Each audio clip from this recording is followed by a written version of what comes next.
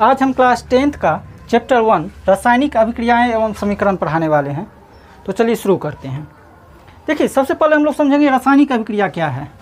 तो जब कोई पदार्थ अकेले या किसी अन्य पदार्थ के साथ संयोग करके एक या एक से अधिक नए गुण वाले, इसको याद रखेंगे, एक या एक से अधिक नए गुण वाले पदार्थ का निर्माण करता है, तो उस प्रक्रिया को हम लोग रासायनिक अभिक्रिया कहते हैं।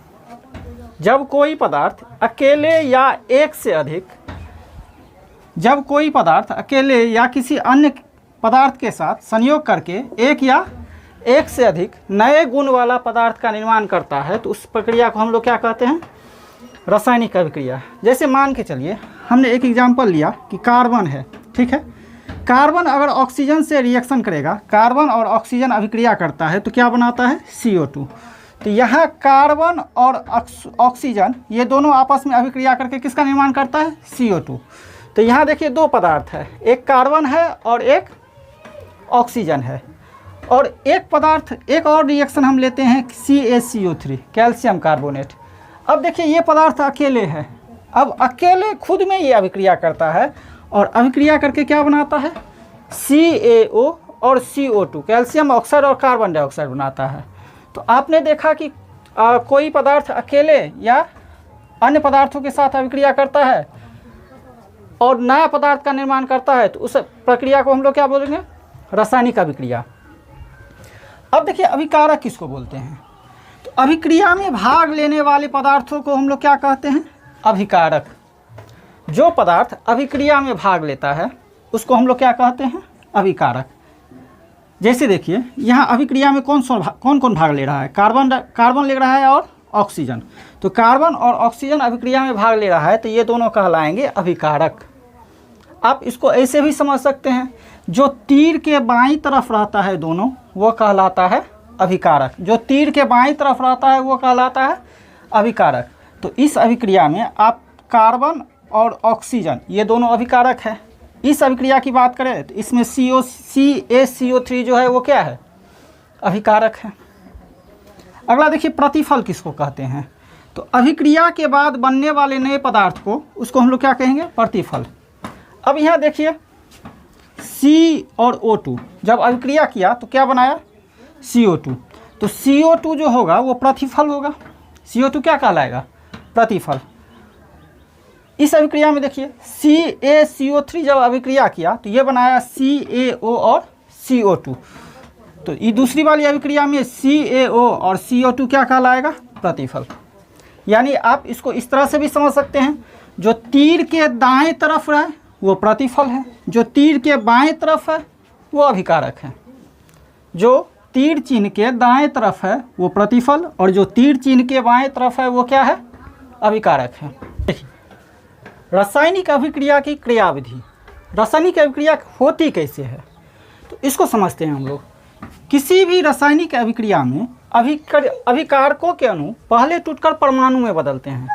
ध्यान से सुनिए, अभिकारकों के अणु पहले टूटकर परमाणु में बदलते हैं, फिर से परमाणु नई तरह से जुड़कर प्रतिफल का निर्माण करते हैं। पहले ध्यान से सुनिए, अभिकारक के अणु जो है वो किस में बदलेगा? परमाणु में। फिर परमाणु नई तरह से जुड़कर किसका निर्माण करेगा? प्रतिफल का। जैसे मान के चलिए दो हम कंपाउंड ले लिए, एक ले लिए H2 और एक ले लिए O2। दो हमने ले लिया अणु H2 + O2। चलिए हमने एक रिएक्शन देखते हैं, H2 + O2 ये बनाता है H2O। अब यहाँ देखिए, यहाँ H2 का एक अणु है और O2 का एक अणु है। अब H2 क्या है? H2 सबसे पहले परमाणु में टूटेगा। यहाँ H2 जो है ये हाइड्रोजन का एक परमाणु और यहाँ हाइड्रोजन का एक परमाणु। ऑक्सीजन जो है वो भी पहले परमाणु में टूटेगा, ऑक्सीजन का एक परमाणु और ये ऑक्सीजन का एक परमाणु। फिर क्या होगा? ये अपने हिसाब से एडजस्ट करके, अपने हिसाब से बॉन्ड बना के H2O का निर्माण करेगा। ये अपने हिसाब से कुछ इस तरह से बॉन्ड बनाएगा और किसका निर्माण करेगा? H2O का। तो ऐसे समझना है कि किसी भी अभिक्रिया में सबसे पहले अभिकारक के अणु जो है परमाणु में टूटता है। अभी आपने देखा हाइड्रोजन सबसे पहले परमाणु में टूटा और फिर से इस तरह से जुड़ जाता है और प्रतिफल का निर्माण करता है। अब देखिए अगला हेडिंग है रासायनिक अभिक्रियाओं की विशेषताएं। रासायनिक अभिक्रिया के कौन कौन से गुण हैं, तो इसमें समझेंगे रासायनिक अभिक्रिया के कुल 5 गुण हैं। सबसे पहला गुण है कि गैस का बनना। रासायनिक अभिक्रिया के दौरान गैस बनता है। कुछ रासायनिक अभिक्रियाएं ऐसी होती है जिसके होने से गैस की उत्पत्ति होती है। सभी रासायनिक अभिक्रिया में ऐसा नहीं होता है, कुछ ऐसा होता है रासायनिक अभिक्रिया जिसमें गैस की उत्पत्ति होता है। जैसे हम लोग समझेंगे कि जस्ता अगर अभिक्रिया करता है किससे, सल्फ्यूरिक अम्ल से, तो ये हाइड्रोजन गैस बनाता है। रिएक्शन हम लोग देखेंगे ZN है, ये अभिक्रिया करेगा किससे, H2SO4 से, तो ये बनाएगा ZnSO4 प्लस H2। यानी ZN अभिक्रिया करता है H2SO4 से, तो क्या बनाएगा ZnSO4 प्लस H2। यहाँ हाइड्रोजन गैस का ये निर्माण करेगा। दूसरा गुण है रासायनिक अभिक्रिया का अवक्षेप का बनना। अब हम लोग समझते हैं ये अवक्षेप क्या होता है। समझिए, हमने क्या किया कि दो सब पदार्थ को मिलाया, एक पदार्थ A और एक पदार्थ B, सही है। जब दो पदार्थ को मिलाया तो उस समय वो क्या हुआ, जब मिलाया तो उस टाइम में वो लिक्विड में था, लेकिन कुछ देर छोड़ देने के बाद वो सॉलिड अलग हो जाता है, उसमें वो सॉलिड के फॉर्म में आ जाता है, यानी सॉलिड अलग हो जाता है और लिक्विड अलग हो जाता है। हमने दो पदार्थ मिलाया था A और B। A है मान के चलिए सॉलिड में, B क्या है लिक्विड में। A ठोस में है और B द्रव में है। तो हमने क्या किया, मिलाने के बाद, तो जब हम मिला रहे थे उस टाइम में वो पूरा सॉल्यूशन बन गया था, विलयन था। अब हमने क्या किया, कुछ देर उसको छोड़ दिया।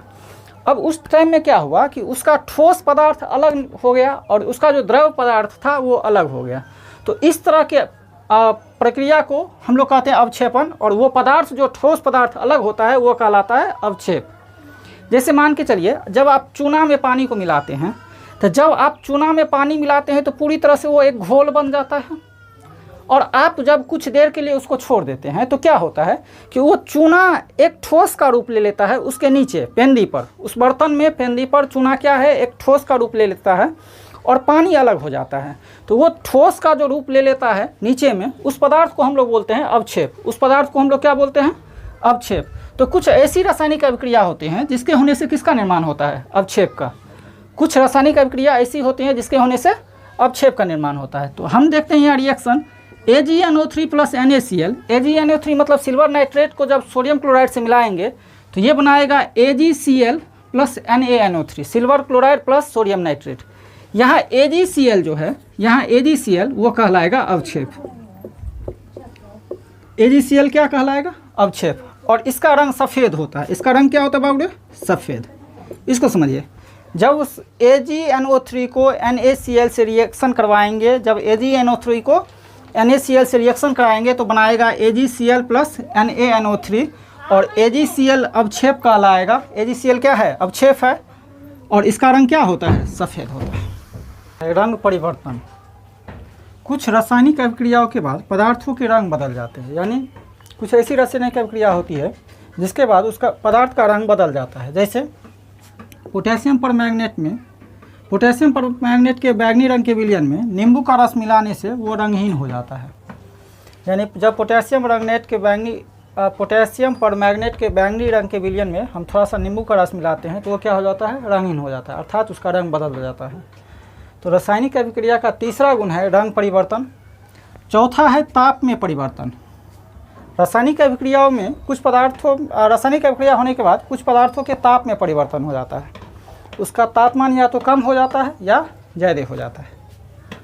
अब देखिए, ये दो तरह के अभिक्रिया होते हैं जनरली। एक होता है ऊष्माक्षेपी और दूसरा होता है ऊष्माशोषी। ऊष्माक्षेपी अभिक्रिया वो होगा, वह अभिक्रिया जिसके होने से ऊष्मा उत्पन्न होती है उसे ऊष्माक्षेपी अभिक्रिया कहते हैं।